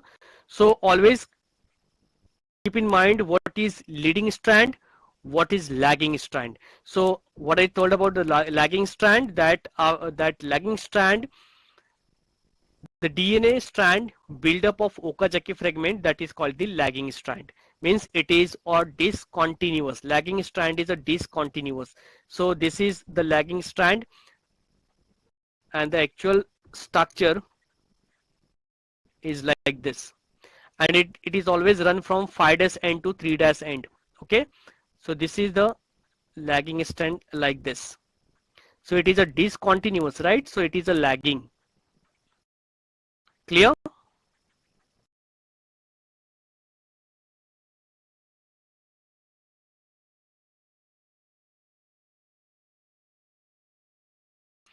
So now what is important in this?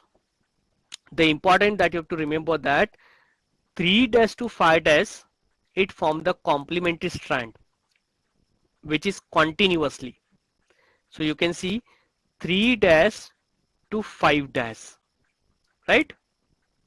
3 dash to 5 dash. So it is a leading strand, and from 5 dash to 3 dash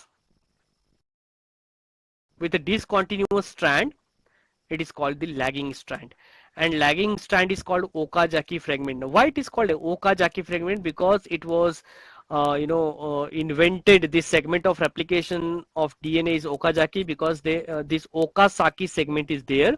So its name is Reiji Okazaki, and that's why the name itself given as a Okazaki fragment, because of his surname used as a Okazaki, so it's a Okazaki fragment. Okay, is this clear?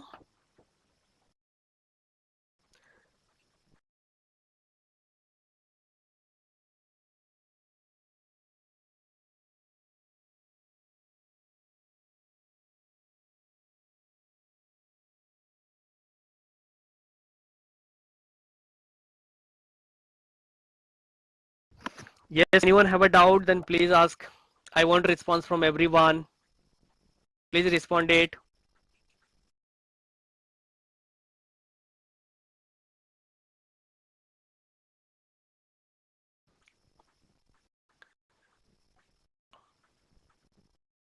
See, well, okay, no doubt. Okay,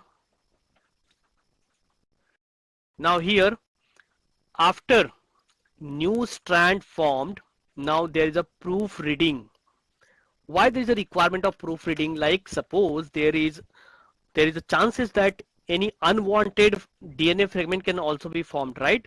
So therefore the wrong base is sometimes introduced during the replications. Sometimes that means of that replication is not always accurate, means sometimes there is a wrong segment can also be introduced.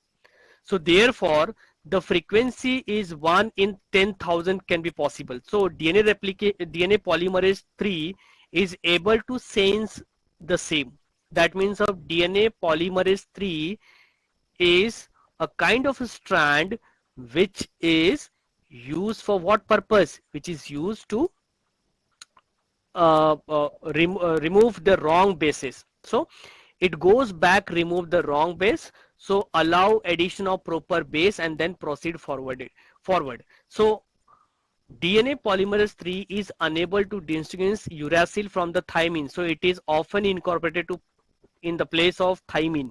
Such mismatching is corrected by mean of number of enzymes, that is called the proofreadings. So DNA polymerase 1 that remove the mismatched or the wrong nucleotide if present and synthesize in the correct replacement by using the intact strand as a template. So what happened? The newly formed segment is sealed by the DNA ligase. So basically DNA ligase is used for sealing. That means of suppose here you can see this is a newly strand is formed, right? So if the new strand is formed like this, so and in between this new strand there is a chances of some wrong base is attached over here.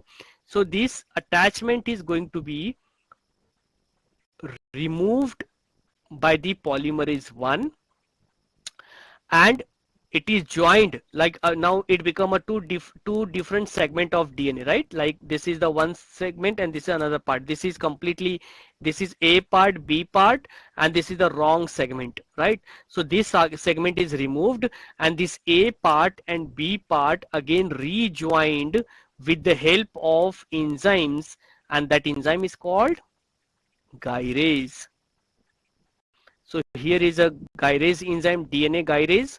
So with the help of this DNA lipase, yes, DNA ligase, not a gyrase. This is the DNA ligase. With the help of this, this two strand is going to be sealed with the help of DNA ligase. So this is important. Let me write the correct one. It is DNA ligase. So with the help of DNA ligase, this two strand is going to be sealed. Clear? So this is what the DNA polymerase 1, which remove the mismatched or we can say the wrong nucleotide if present, and synthesis or correct replacement by using the intact strand as template. Clear?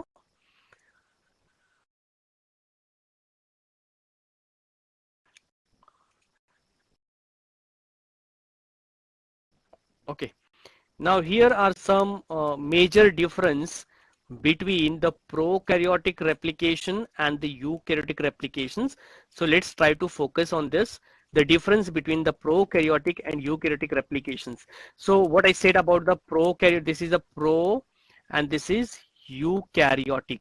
So in prokaryotic, as I told you that prokaryotic replication take place in cytoplasm. This is prokaryotic replication. And this is eukaryotic replication. So this is the major difference between the prokaryotic and eukaryotic replications.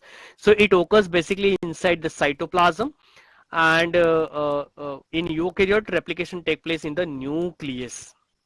In which phase? S phase of what? Cell cycle. Right? Now there is a single origin of replications in the prokaryote. In the eukaryote, it is having the origin of replications are numerous, and that's why it is called multi-repliconic, right? Now third, DNA polymerase 3 carries both initiations and elongation, and initiation is carried out by the DNA polymerase alpha, while the elongation of DNA polymerase theta and epsilon, right? So these are three initiations which is carried out. Now the DNA repair gap fillings are done by DNA polymerase 1. The same are performed by the DNA polymerase beta. RNA polymerase is removed by DNA polymerase 1, and here RNA primer is removed by the DNA polymer beta. Okazaki fragment are large number, which is about 1000 to 2000 nucleotide long, but in case of Okazaki fragment, in case of eukaryotic replications, it is about just 100 to 200 nucleotide long. In prokaryote, replication is very rapid, some 2000 base pair per second, but in eukaryotic replication is very slow, which is about 100 nucleotide per second. DNA gyres are needed for what? For sealing, right? And not sealing, lipase is required for sealing, and DNA gyres is not needed in this eukaryotic replications. So these are the major difference between the prokaryotic and eukaryotic replications. Is this clear? So here it is already written that leading. Okay. Now what is the difference between the leading strand and lagging strand? As we saw that in the replication there is a leading and lagging strand. So what is a leading strand and what is lagging strand? So it is a replicated strand of DNA which grow continuously without any gap. Right? Let me bring that image so it will be more clear for you that leading and lagging strand.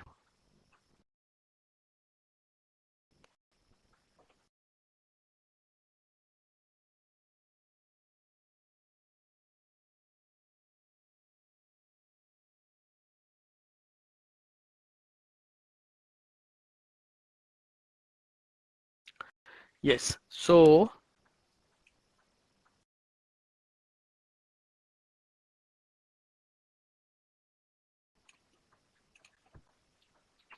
yes, here you can see in this particular image itself, you can able to find that what is leading strand. So you can see the leading strand is what? It is a replicated strand of DNA which grow continuously without any gap. So you can see it is growing continuously without any gap, right? So it is a straight, like, so this is called the leading strand. Now in a lagging strand, is replicated strand of DNA which is formed in the short segment, and that short segment is called Okazaki fragment. See, this is the one short segment, this is another short segment, this is another short segment, so it is called Okazaki fragment, right? It does not require DNA ligase for its growth, right? So in this leading strand, it does not require DNA ligase, but in Okazaki fragment, like lagging strand, the DNA ligase is required for joining the Okazaki segment. The direction of growth of leading strand is always run from 3' to 5'. So you can see the direction. So it is from 3' to towards the 5', right? But in case of lagging strand, its direction is 3' to 5' on each segment. So you can see 3' to 5'. So it is always read as a 3' to 5'. 3' over here, 5' over here. So it is always in the form of 3' to 5', right? Now only single RNA primer is required in case of leading strand, but in case of lagging strand, starting of each Okazaki fragment, there is a require a new RNA. Like suppose this is one single fragment, there is a requirement of RNA, primer RNA. This is also another segment, there is a requirement of primer RNA. This is another segment, there is a requirement of RNA primers. Means on each segment there is a requirement of RNA primers, but in case of leading strand there is only one RNA primer, single RNA primer is required. Formation of leading strand is quite rapid, and here formation of lagging strand is slow. Its template open in 3' to 5' directions, and this template, that is lagging strand template, is open in 5' to 3' directions. Formation of leading strand begin immediately at the beginning of replication, but formation of lagging strand begin at bit later than that of the leading strand. So this is what the difference between the major leading as well as lagging strand. Yes, is this clear to everyone? respond it. Hope this is clear. If not, then please respond it fast so I can repeat it again.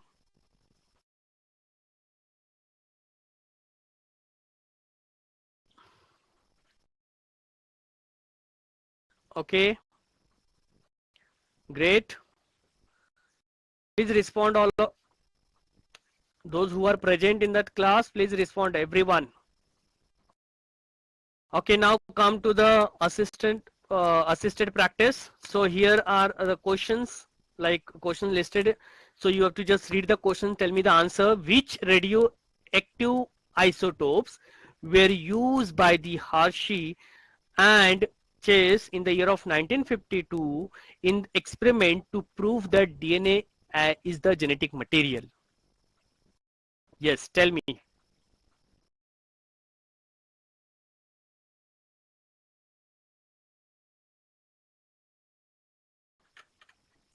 Yes, it's a 32 P32 and S35, two isotopes, radioactive isotope. These are the two isotopes.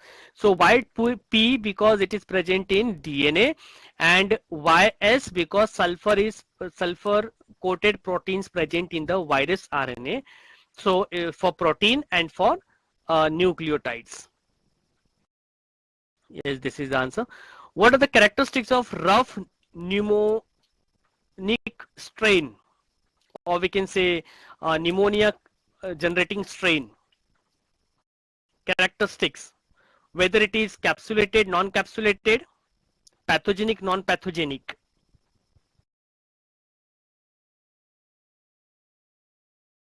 Rough means what? It's a R strain, and if it is R strain, then it is a non-capsulated and non-pathogenic. Pathogenic is what? Virulent. Non-pathogenic means what? Non-virulent. Right? So in this way, this is more accurate. Now the next question, some bacteriophages are labeled with 35S and allowed to infect E. coli cells. After the infection, blending and centrifugation, what will be your observation? Tell me.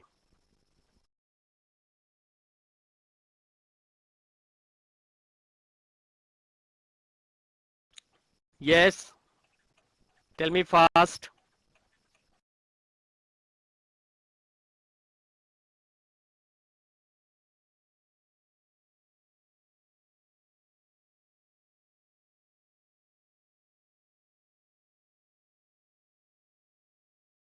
Okay, Kirtini said A. Okay.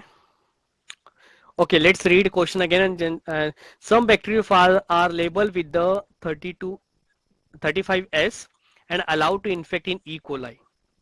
After the infection, blending and centrifugations, what will be the observations? So when it labeled S, that means of sulfur, right? So E. coli cell will show no radioactivity, but the supernatant will be radioactive. So yes, it's definitely A, not C, and even not A and D. Let's see how. Here you can see protein coat of phase are radio labeled isotopes, make them infect. So this is infections. Now this is blending, and after blending,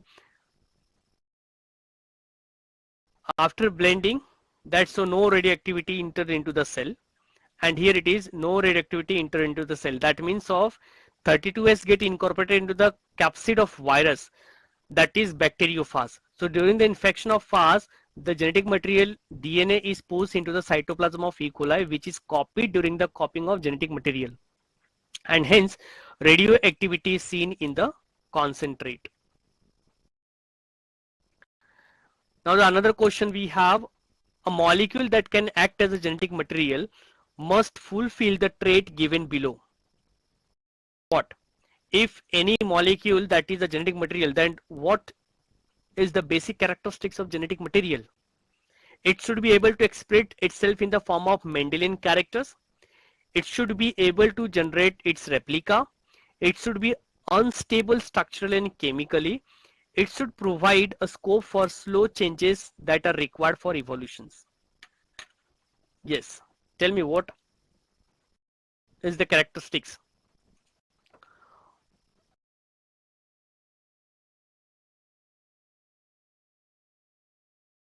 I mean to say that is not a characteristic. See, question is given in such a way that you have to find out which is not the characteristics of genetic material. So yes, it should be unstable structurally and chemically, which is wrong statement, and this is the question which is asking over here. So it should be stable structurally and chemically, but it is written as unstable. That's why this is the wrong statement. So this is summary that what we studied. We studied about the uh, search for genetic material. Started with the uh, very first experiment, and that is by the Griffith experiment, who used mice and Streptococcus pneumonia. And then we also studied about, so he formulated a, that is transforming principle, but not prove that DNA is a genetic material. So later on, based on the biochemical characterization, transforming principle, Avery, McLeod and McCarthy, they also not prove that the chemical nature of that compound. So it was Hershey and Chase who experimentally proved that the DNA is a genetic material, right? And we also studied about the replications. So you can see here the replications, that separations, how replication take place in the first, second, third generation. So this is all about the replication and the search for genetic material.